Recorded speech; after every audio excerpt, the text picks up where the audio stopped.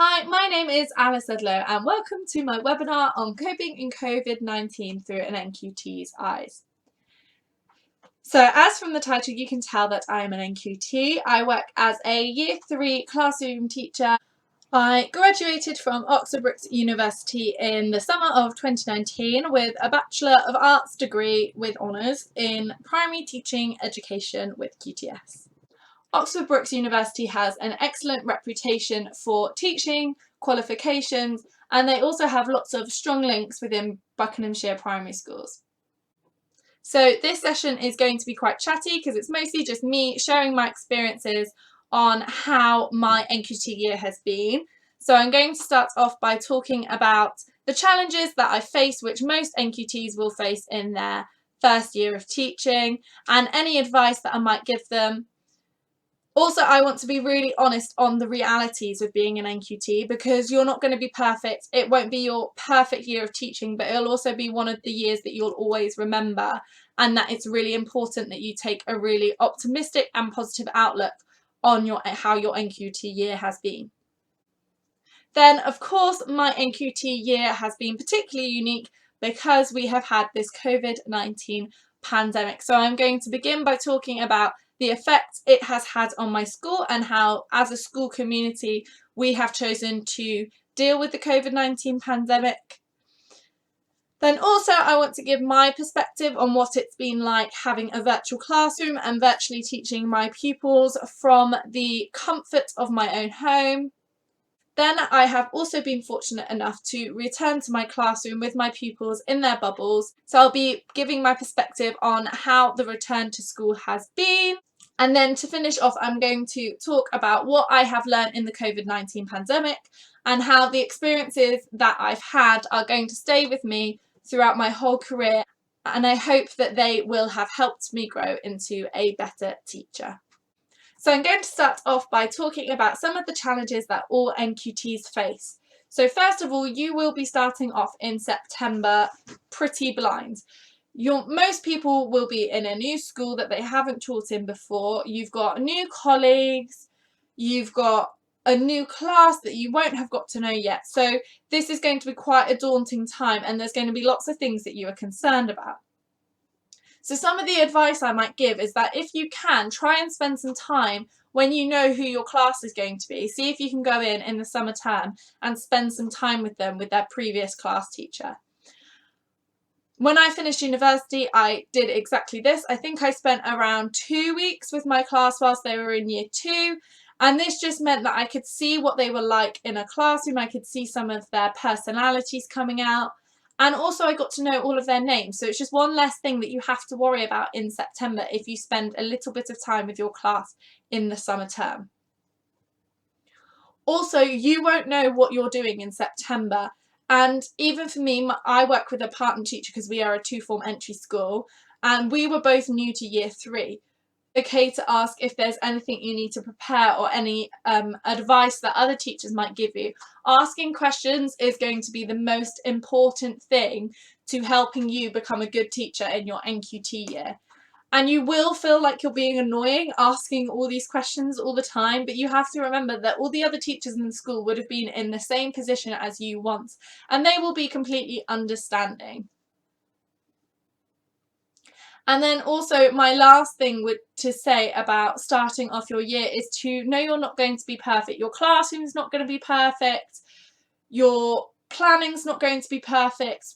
But the beginning of the year is mostly about you getting to know your class, for both of you to start to get to know the routines of the school and to just try your best. I know for me, coming out of university, I didn't have a lot of money, so I couldn't make my classroom the classroom that I wanted or dreamed of in my head. But I quickly realised that that was okay, and I had to prioritise the needs of the children. So what do I think my children need the most? They probably need somewhere to organise their stationery and have nice tidy table pots, because that sets a good example and a role model that we are going to have a nice organised classroom and that our learning is also going to be nice and organised. So really think about what is going to be most important.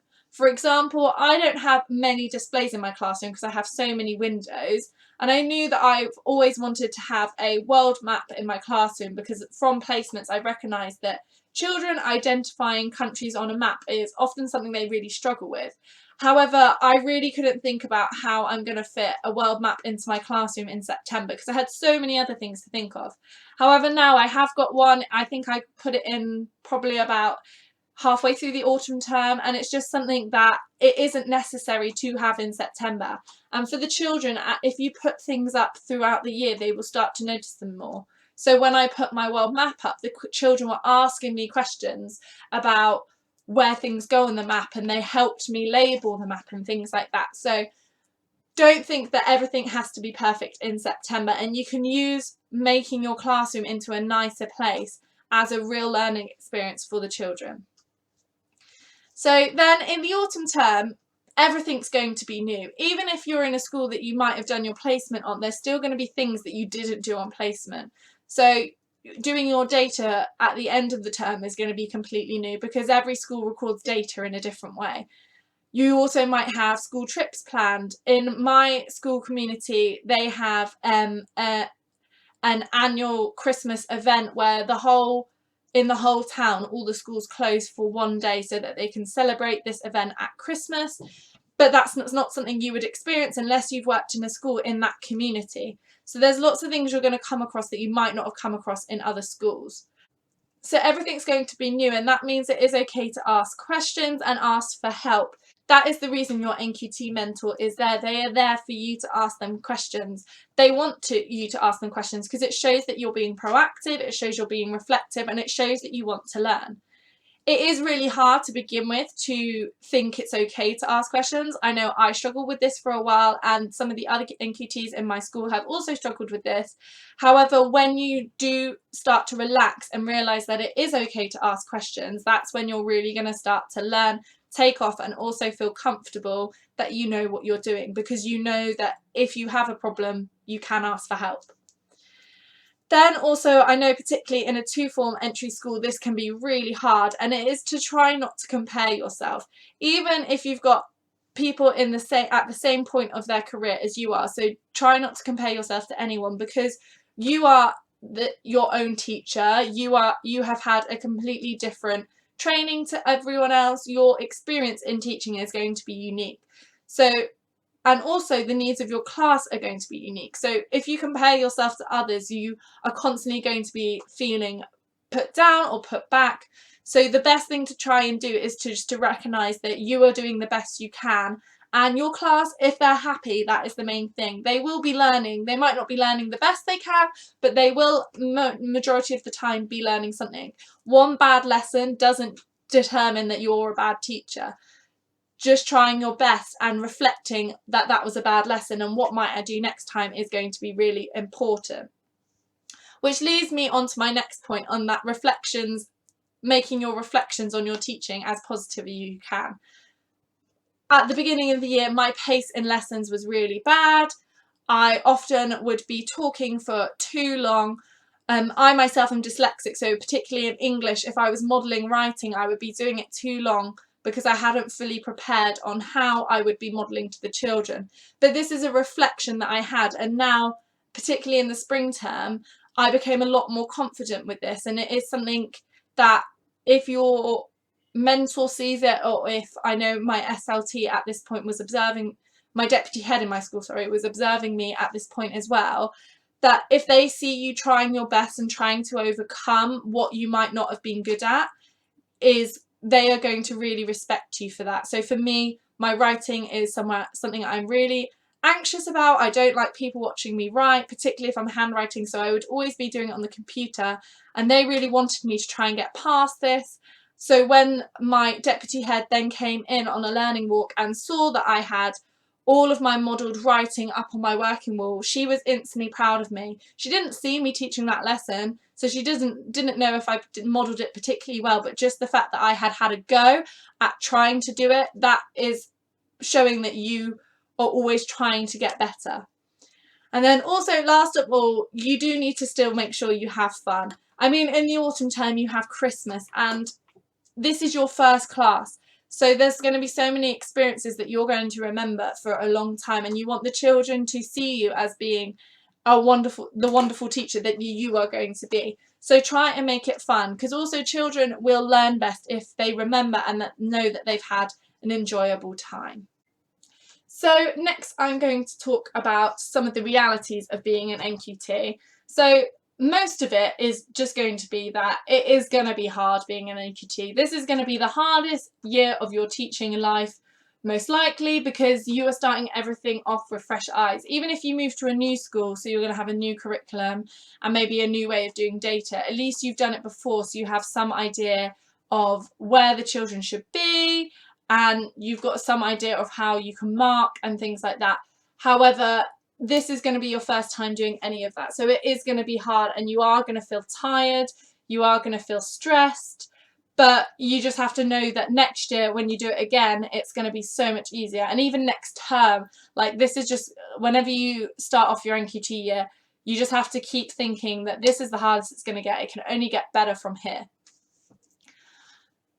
Also, you will have a lot of work to do. You probably won't have the work-life balance that you ideally want in teaching. You'll work through the holidays, you might be working late into the evenings, you might work on the weekends, but what's really important is going to be that you get a routine that's good for you. So for me, my routine would be I'd stay at school till 6 o'clock, get as much work done as I can, but then I try and switch off in the evenings if I can. So obviously if there's something urgent I need to do for the next day, I might do it, but in general, if it can wait, I have my evenings off, because that's just a really nice break from work, between days.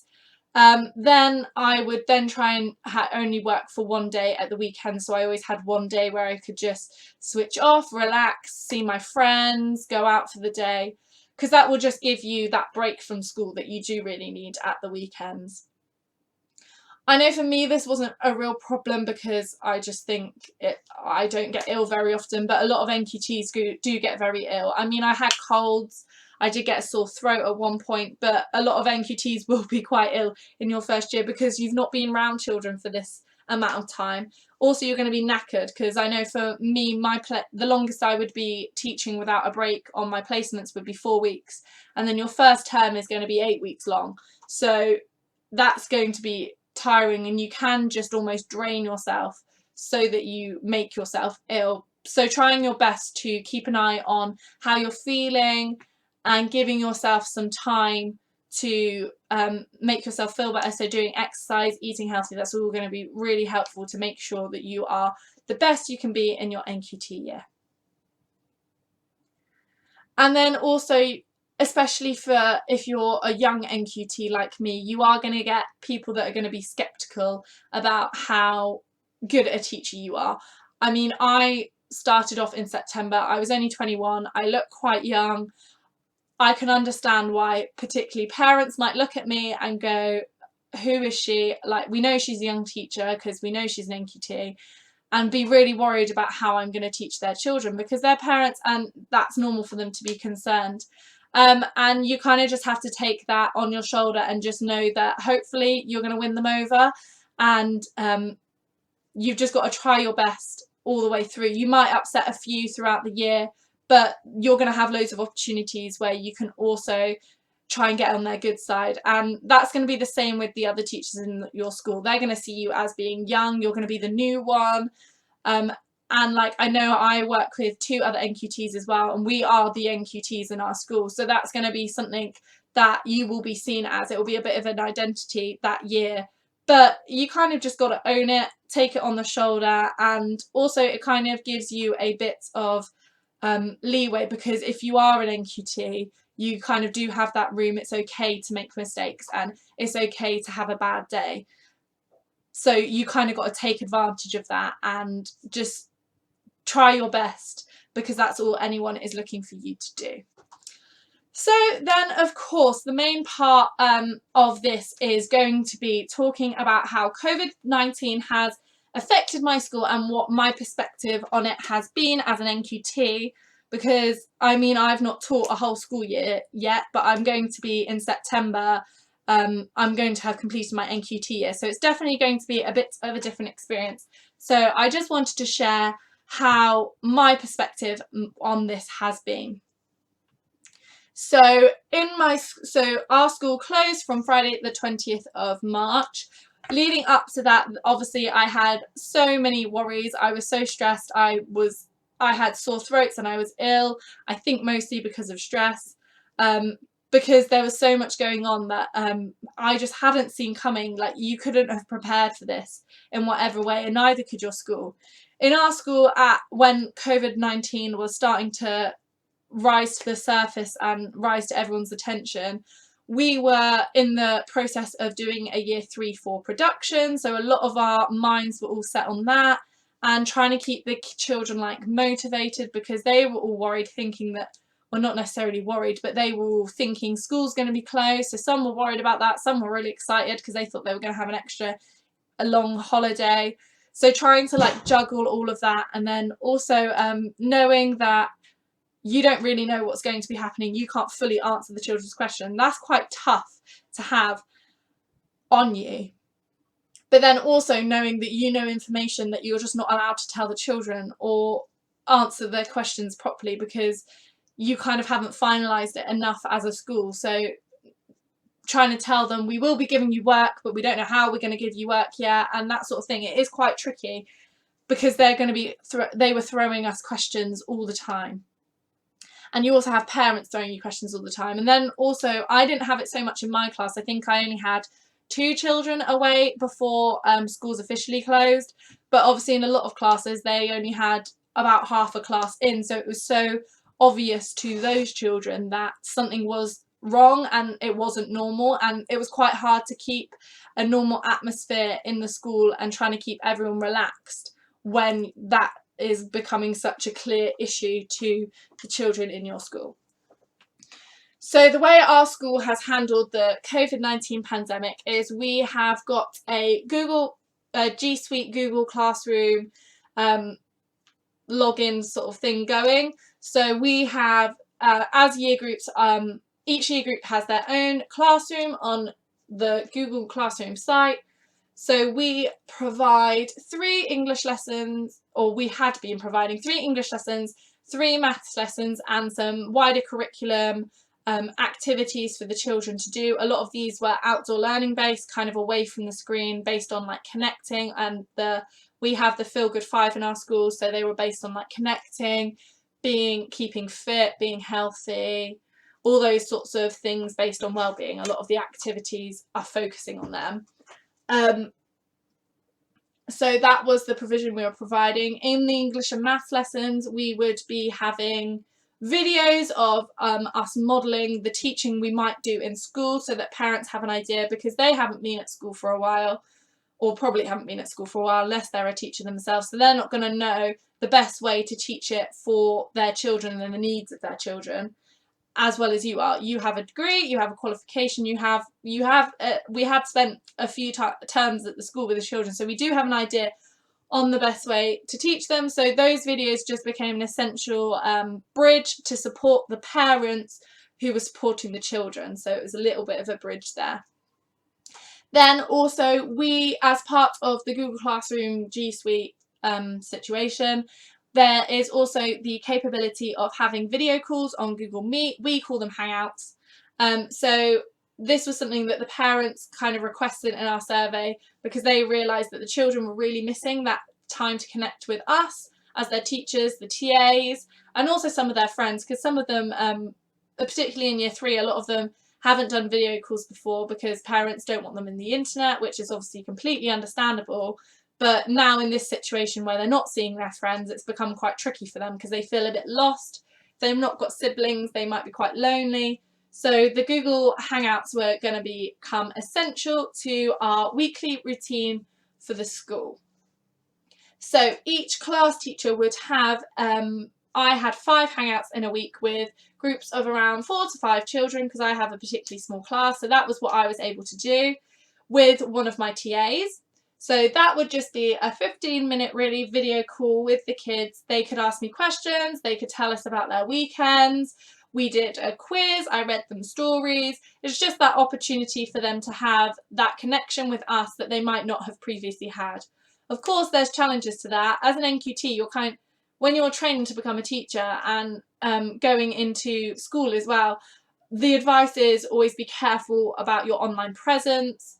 Don't give children too much insight into your home life if you want to keep a separation there, because you are their teacher, you're not their friend, so you do want to keep that slight separation, and that's always the advice that's given. But of course, going into doing video calls, you are letting the children and the parents, because they're also going to be watching your videos and things, into your home.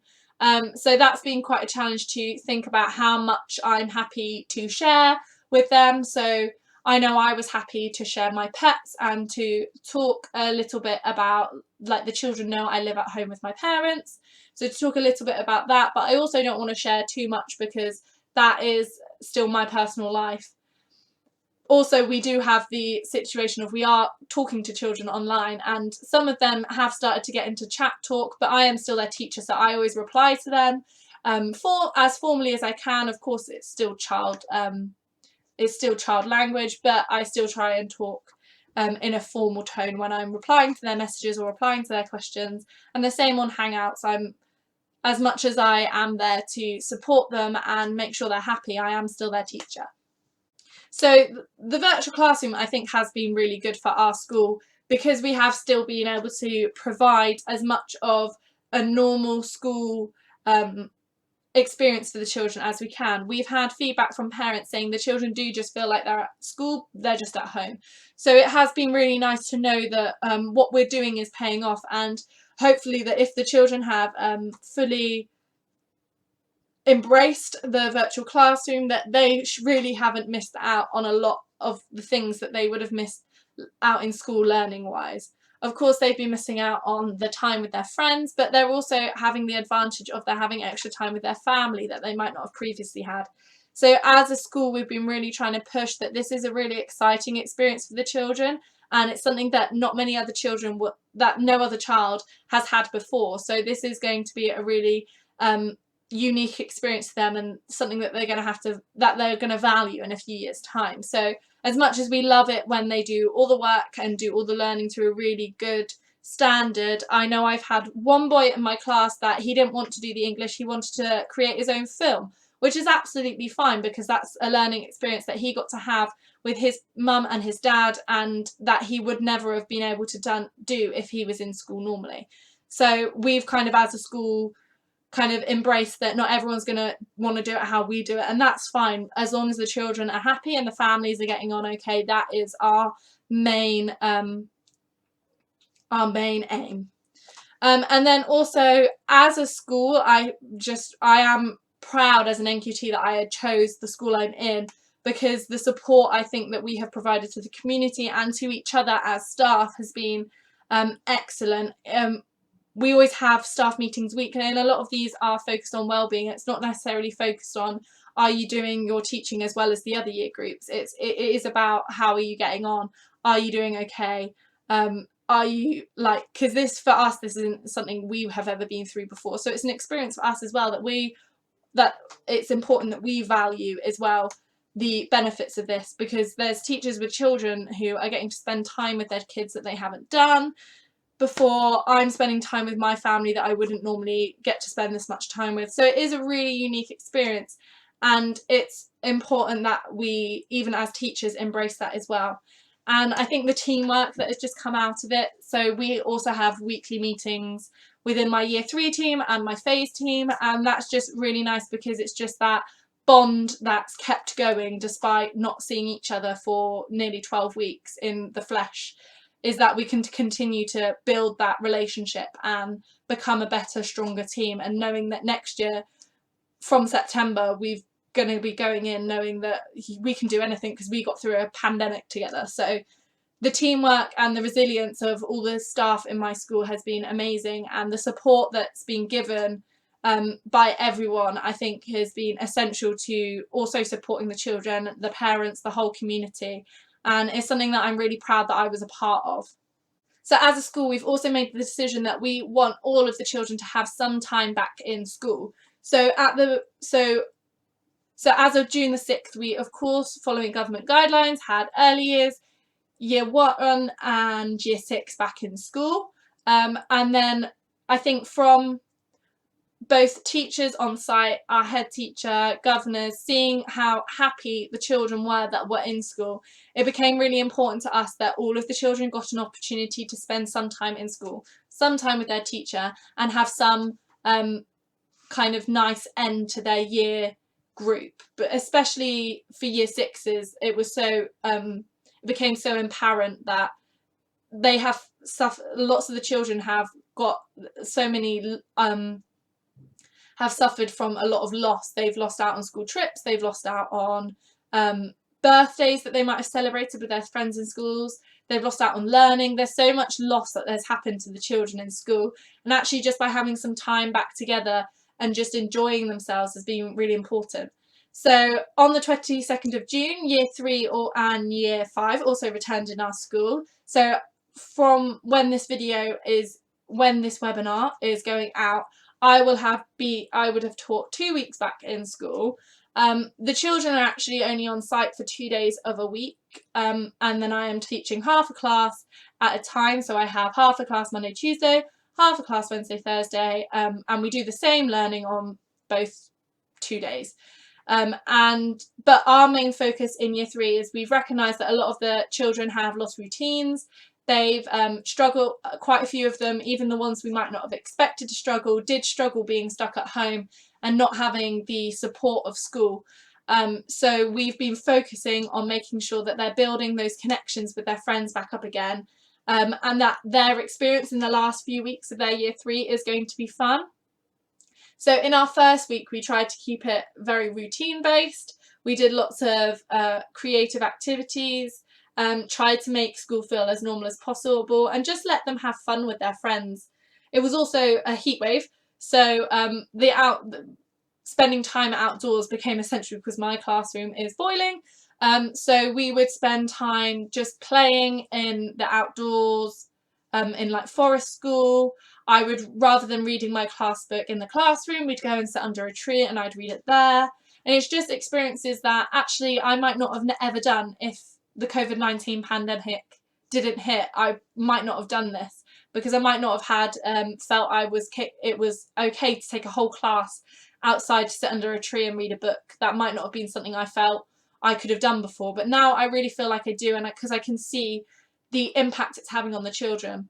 One of the activities we also did was we got them to write their names with nature, and actually just seeing them sitting in the grass, having a chat, picking daisies to put on their nature name. It was just lovely because you could just see that for them this was now becoming normal and normal life was returning, and you could see kind of their worries being lifted, and it was just a really wholesome experience to have.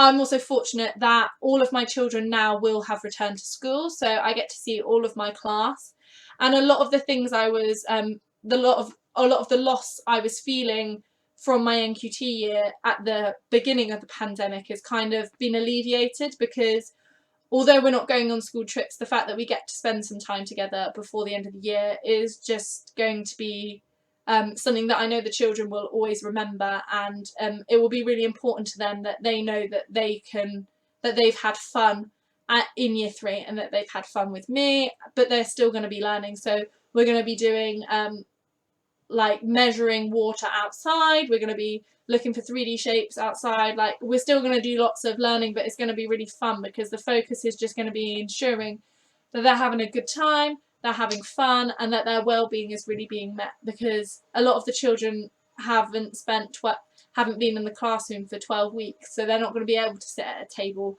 all day. And I think it's identifying that, and identifying it's okay that we're not going to be writing in books all the time, and it's okay we're not going to be marking their work every single day, that's okay, and that actually right now that's what the children need.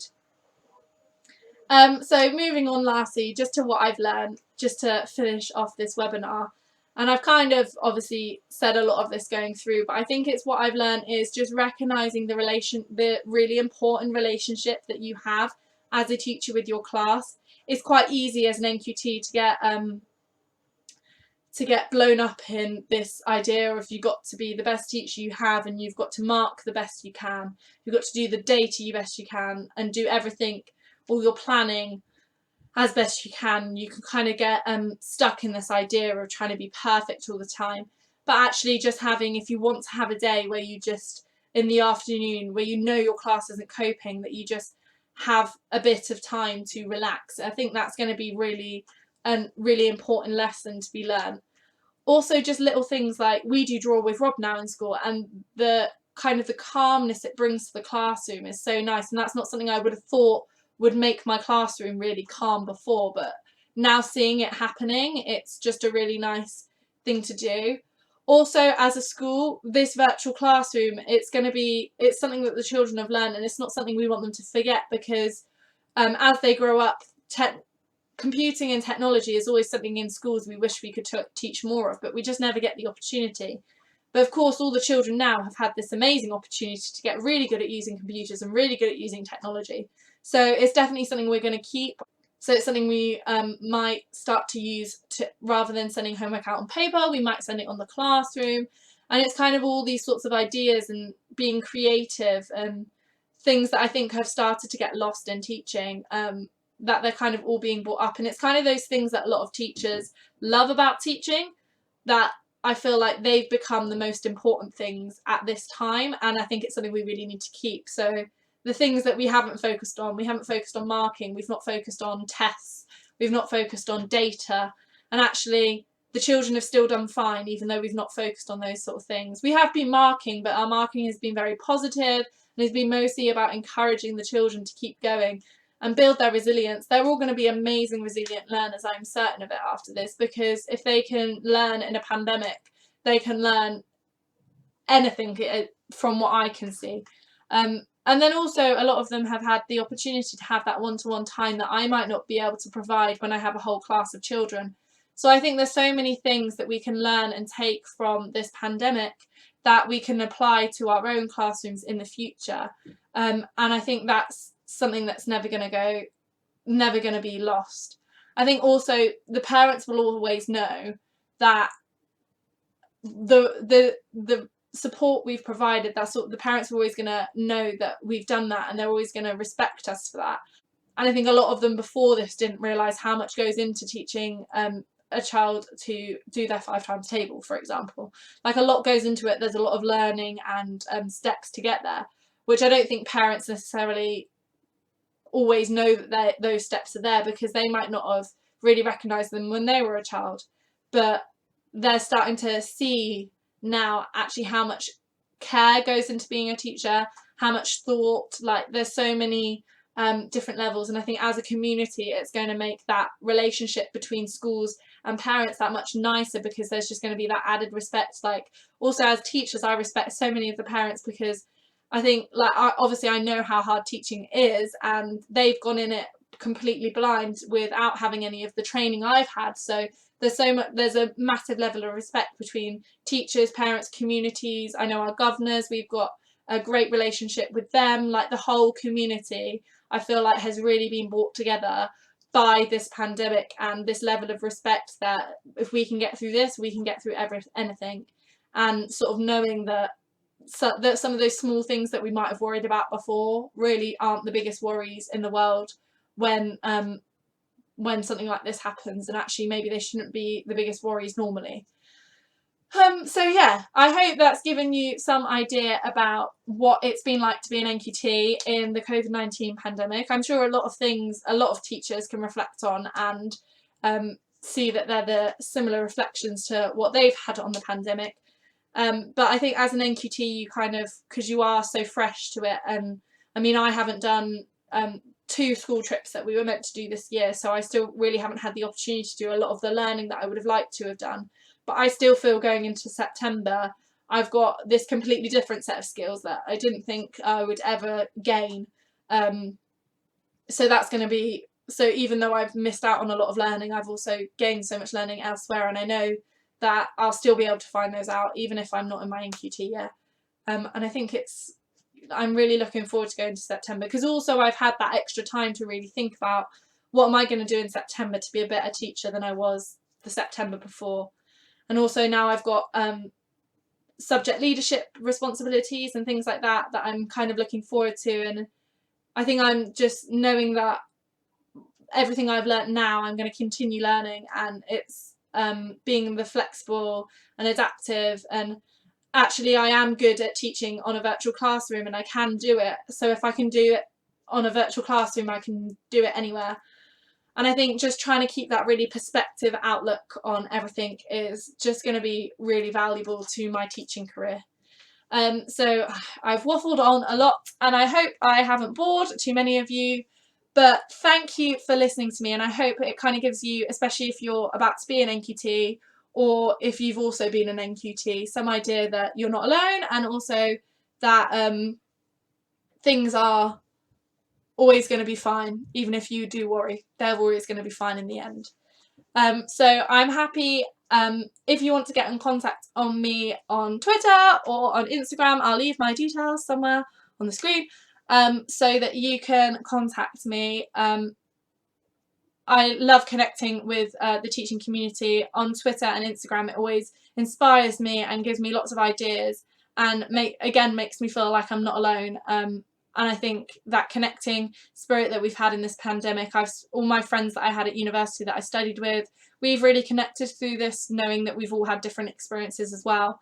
So if anyone else wants to chat to me about what their experience has been, or if they want to ask me any questions as they're going into being an NQT in September, and if there's anything, because you guys have, if you're starting in it as an NQT in September, I mean, you've done your student training through a pandemic, so that's a whole another level of challenge that you've had to face, which I think I really respect you, because I don't think I could do that as well as you guys have.